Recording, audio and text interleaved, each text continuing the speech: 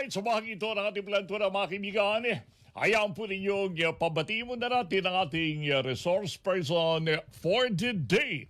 Pinaunlakan tayo mga kaibigan ng chairperson po ng House Committee on Senior Citizens. Ayan.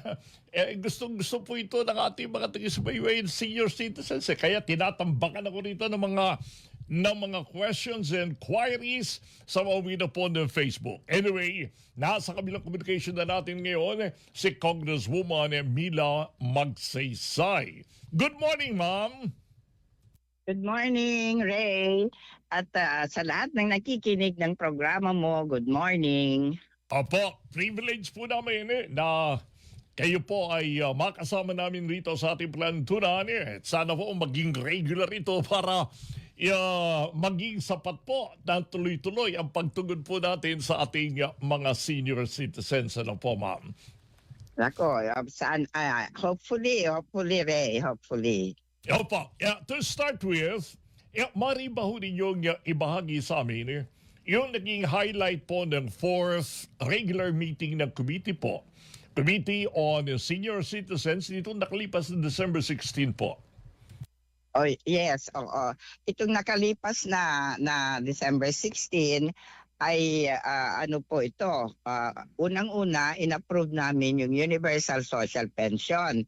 From 500 nung 19 Congress, na na-approve nung 19 Congress, ginawa namin na 1,000 para pantay-pantay na. Oo, dun sa tinatanggap ngayon ng mga indigents na social pension. Ito kasing Universal Social Pension, Ray, ay pangkalahatan ito. Lahat ng mga seniors basta edad 60 pataas, tumatanggap man ng pension, SSS, SIS, kung ano-anong pension, o wala, may kaya man o mahirap, ay tatanggap ng buwanang pension pag ito ay naisabatas na. Wala na itong pili-pili, wala na itong lista-lista. Lahat na ng mga nakatatanda na hindi pa tumatanggap ng social pension sa gobyerno. Magandang development po ito, Kong. Universal Social Pension Bill, ano po? Kasi Yes. dati ang pwede lang pong tumanggap o ang naambunan lamang po yung sinasabing sektor po ng mga senior citizens na poor o walang trabaho. Pero kapag ka nag-graduate na po at saka nawala na po ng wala na silang tinatanggap na regular monthly salary sa kanilang trabaho, nag-retire na, kailangan na rin po nila ng suporta. Yes. Oo. Pero itong ano ngayon, pension ngayon, Ray, yung walang-wala, yung walang pension, yung walang pagkuhanan, walang sumusuporta, masasaktin, itong mga tumatanggap ngayon ng social pension. Pero itong Universal Social Pension, pangkalahatan ito. Basta senior citizen ka, regardless of your status in life, ay makakatanggap ka ng social pension. Wala nang pili-pili, wala nang lista-lista. So dapat ngayon pa lang ay magpa-register na ang lahat ng mga senior citizen, yung mga bedridden, i-register ng mga anak, nang sa ganon ay maibilang sila. Alright, good news sa ating mga senior citizens. Papalapit na po kami riyan. Sabi nga ng joke, tatanda rin kayo. Ayan. Yes. Lahat ay tatanda, makikinabang lahat dito. Baka by that time na mag-pension yung mga kabataan ngayon, ay baka 5,000 na. Opo. Ang tatanggapin pension. May agam-agam po yung ilan tungkol po sa pondo. Ano po, ma'am? Paano tutugunan po ang usaping sustainability ng programa po? Yes. Well, yung 500, meron na kaming nahanap talaga. Kaya na-approve sa Kongreso nung 19 Congress. Ngayon, itong other 500, nagbaka sa kami, baka naman makalusot, baka naman mahanapan ng pondo ng APRO, di mas mabuti naman para pantay-pantay na 1,000 ang tatanggapin.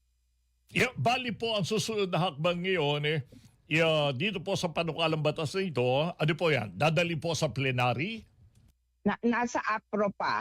Nasa APRO pa at kasalukuyang hinahanapan ng pondo yung 500 and hopefully sana may mahanap para maging 1,000.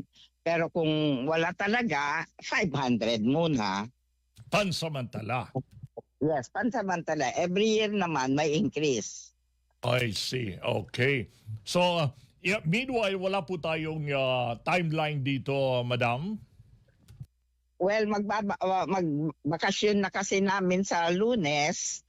Papasok pa kami to ratify the budget at after that ay bakasyon na namin. So pagbalik namin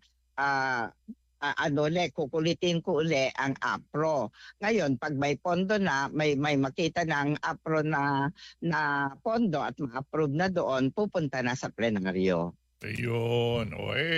Pagka napag-uusapan po ang pondo minsan bumabalik po sa atin yung issue ng mga nangyaring corruption po sa ating period na ito. Kaya ang daming kwarta na nawaldas pwedeng gamitin po ng ating mga senior citizens dapat Yes, baka sakali ibigay nila ito sa atin.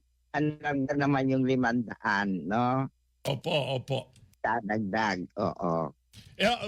Sasamantalin ko po pagkakataon Congresswoman, yung pong proteksyon ng ating mga senior citizens pagdating po rito sa online scams. Yan po. Lately, naging usapin din po ito at maingay na meron din po mga nabibiktima raw. Ay, Marami, Ray. Kaya nga, ongoing yung investigation namin ng isang matanda. Actually, noong December 16, pangalawang investigation na namin ito. No? Na itong matanda na ito, na-scam using the SSS app. Oo, galing sa SSS. Oo, kasi itong matanda, member ng SSS, so dito sa app ng SSS, nagbabayad. Yung araw na yan, dina-download niya, yung app ng SSS, hindi niya ma-download. Tapos after 5 minutes, may tumawag sa kanya from SSS daw. Kung anong concern niya, siya na lang tutulong kasi down daw yung system ng SSS. So syempre, itong matanda, hindi naman magsususpetsa kasi galing SSS, no? So tinanong, di sinasagot naman niya. O tapos sabi nung tao at the end, sabi niya, sandali lang po, aayusin ko lang. O nag-aantay na lang yung matanda ng 20 minutes, hindi pa bumabalik yung tao, no? Tapos mabuti dumating yung anak, tiningnan niya, pinatay niya agad yung phone ng matanda. Pero too late na. Kasi sa pag-aantay pala niyang yan, kinukuha na nila yung details niya, 3 bangko at saka Paymaya at saka GCash nasimot yung almost 1 million niya. Yes. Yung lahat ng savings po niya nasimot?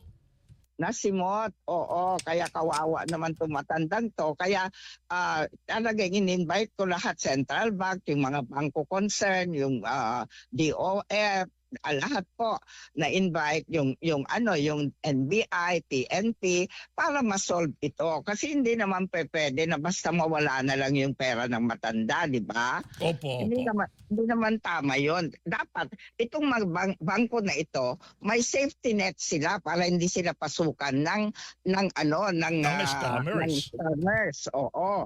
At saka isa pa, wala namang maililipat na pera na hindi alam ng bangko. Di ba? Opo. O tsaka every online may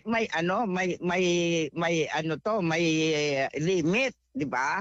Kaya sabi ko nga doon sa bangko, 600 na yung 600,000 na yung nalilipat na pera. Hindi man lang kayo nagtaka. Sabi ko, at hindi naman gawain, hindi naman regular na ginagawa ni ng matandang ito. Sabi ko yung nangyari. Kako, kung nakadalawang na malalaking transaction, sabi ko, i-abiso ninyo o kaya i-check ninyo kung talagang siya yung nag-o-online.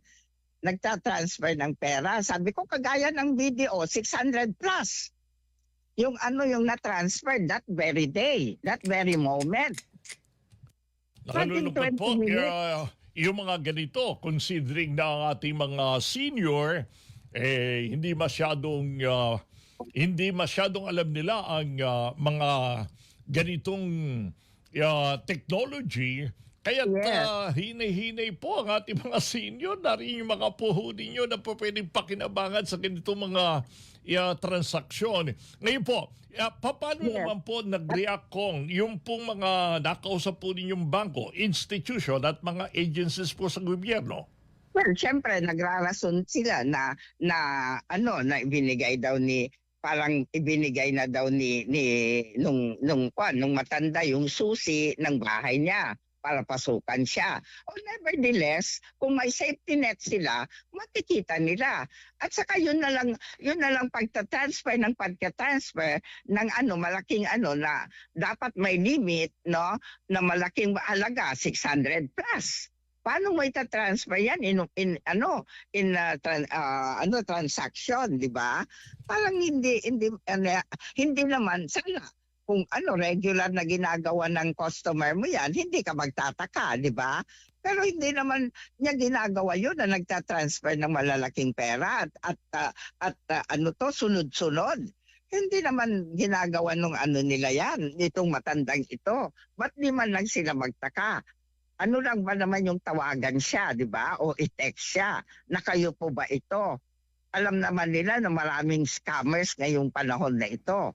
Diba? Opo. Oo. Kaya alam mo, Ray, sinasabi ko, kung nagkakaroon ako ng time na ini-interview ako like this time, sinasabi ko talaga sa mga senior citizens na mag-ingat sila kasi may ang daming nagpapadala sa akin nga, Ray, ang daming nagpapadala galing pang bangko. Galing bangko, na may reward kayong ganito, 6,000, i-click nyo itong link at i-click nyo o kaya nanalo kayo sa ganito, ganyan, ang dami. Oo, may pera kayo sa ganito. Sabi ko sa mga seniors, huwag nilang i-click yung link. Basta may link, galing sa bangko, basta may link, galing sa scam yon, sa scammer yon. Huwag ninyong i-click at mai-scam kayo. Sabi ko yon. Kasi bangko rin ang nagsasabi na basta may link, hindi galing sa kanila. Napakahalaga po ng ganitong mensahe, lalo na kung magabayan natin sila from time to time para po alertado sila sa ganito mga konsekwensya. Ngayon po, bilang chair po ng Committee on Senior Citizens, yung pong bahagi ng inyong commitment, sa pagsusulong po ng kanilang karapatan at kapakanan at proteksyon sa kanila. Go right ahead po, Kong. Oo, yun ang ginagawa ko. Lahat talaga ng batas na aking inihain ay para sa kapakanan at ikagagaan ng buhay ng mga nakatatanda. Marami po akong na-file na batas at hindi lang po yon. Hindi lang batas ako kumikilos, inaaksyonan ko ito. Maya't maya kinakausap ko ang PhilHealth, ang presidente ng PhilHealth para makahingi ako ng karagdagang benepisyo, yung packages para sa kalusugan ng mga nakatatanda. At ganoon din sa ating mahal na sekretaryo ng Department of Health, ay palagi ko rin kausap siya doon sa na malibre na yung gamot ng cancer, yung mga ganon. At gusto ko namang ipaalam, Ray, na yung dialysis ay noon kasi ang dialysis, ang package nila ay 4,000 lang. So ang nagpapadialysis ang bumibili ng gamot, Epotin, yung mga gamit na dialyzer, kung minsan umaabot ng 1,400 ito. Sabi ko sa presidente ng PhilHealth, na paano kung walang perang nagdadialysis? Hindi na Correct. makadialysis, mamamatay na lang. Sabi ko, ibinigay na rin lang ninyo ng libre yung treatment ng 3 times a week. Ako, bakit hindi na lang lahat? Ba't hindi na lang nyo lahat ibigay? Pati gamot, pati gamit, lahat-lahat. So ngayon, napagbigyan naman tayo, naging 6,350 yung package. So libre na lahat, kasama na lahat.